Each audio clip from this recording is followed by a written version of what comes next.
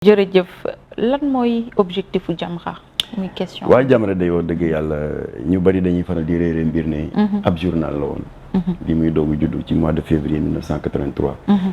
te booba ñun ñu ngi nekkoon ay tout tànk. Latif nekk lycéen au lycée Vanvo ñu di ko wax tey lycée Lamine Gueye. man ma nekkoon de la Fosse. alors donc booba dañu demoon ba daal di amee njaxare. ni sinébar bi tàmbali woon di dugg ci daara yu diggu dóomu yi ak daara yu kawe yi. di fa def dégâts yu bari xale yi commencé di am loolu ñuy wax rupture scolaire seen njàng yi du egg ku am dem ba BFM arrêté sans raison ñii am des problèmes seen famille ba ñu mujj leen génne ñu mujj dem fekki fàqamaan yi ca suufu Pama Colobane wala bujumaan yi sa tefes général ànd ak ñoom di def na ko sudul noonu dégâts yi daal bari. insécurité bi jolli sëy yi di tas. xale yi di kannasu centre psychiatrique bu Thiaroye yi di fees del Fann waxi noppi alors ci la ñu ne nag bu ñu ŋaññi xale yi parce que li ci ëpp réeree mbir àdduna rek a tax ñu di ci dugg.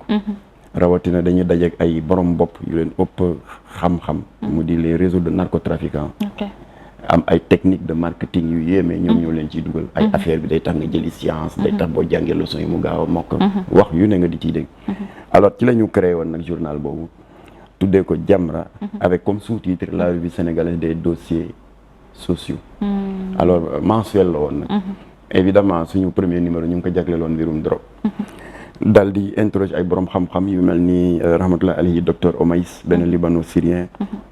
bu ñu daan jàppale bu baax a baax. di def ay exposé ci drogue muy def ci doomu aadama. daan nañ ci itam interroger des anciens drogués repentis. pour ñu def témoignage ba xam expliquer xale yi. lan moo taxoon ngeen daanu ci ndëgg sërëx bi dugg ci. noo leen fasee jom ba génn ci. et cetera alors deuxième mois bi ñu jël le problème de la mendicité.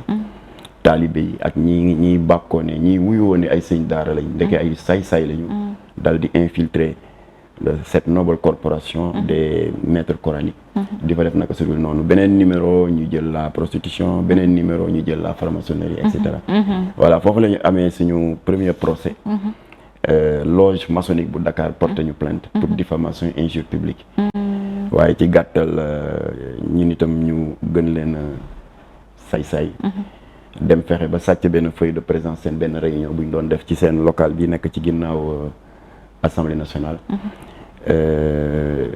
ci gàttal ñu publier ci benn liste. dëkk bi mel ni tulleeg maale.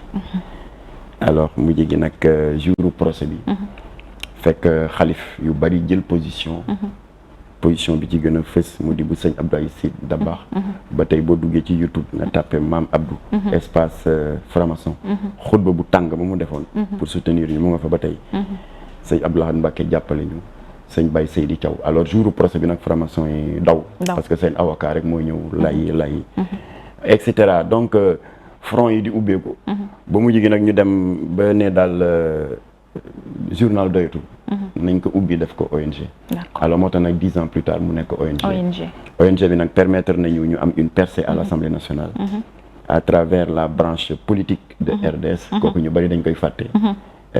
Jamra amul droit def politique. ndax am na foo xam ne bu ñu fa xasee ba sës. en tant que société civile action politique moo koy mottali.